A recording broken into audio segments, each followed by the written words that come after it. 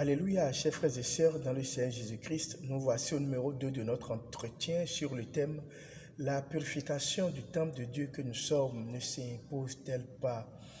Dans l'église du christianisme céleste, nous avons des lois, des prescriptions, des règles.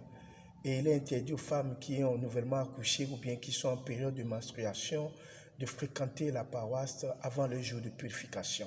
Lévitique 15.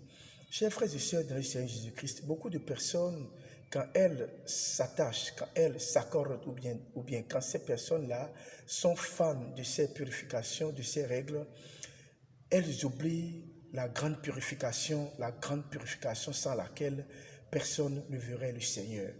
Chers frères et sœurs dans le Seigneur Jésus-Christ, vous pouvez ne pas avoir des rapports sexuels pendant 10 ans et vous retrouver en enfer.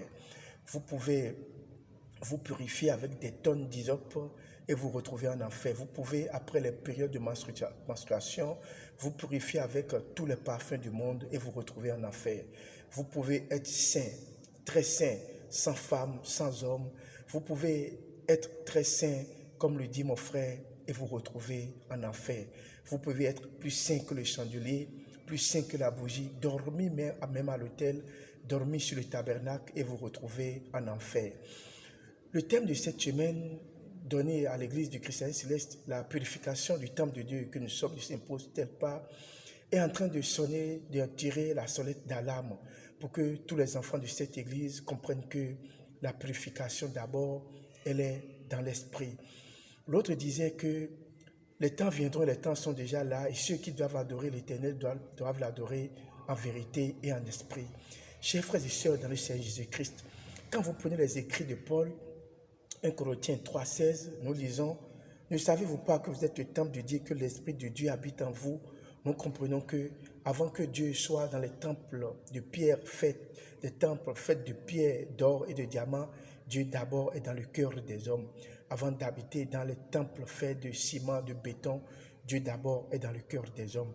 Si nous ne nous purifions pas, si nous ne nous sanctifions pas, si nous ne gardons pas en bonne santé spirituelle le corps, l'esprit et l'âme, pourquoi alors nous gardons en bonne santé ce qui est éphémère? Aujourd'hui, beaucoup de personnes s'attachent sur la purification spirituelle et la purification charnelle et oublient la sanctification spirituelle.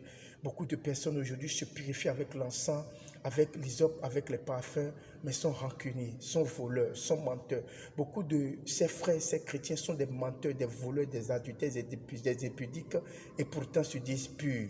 Beaucoup de personnes s'aspergent de l'eau bénite pensant qu'elles sont déjà sanctifiées. Faux.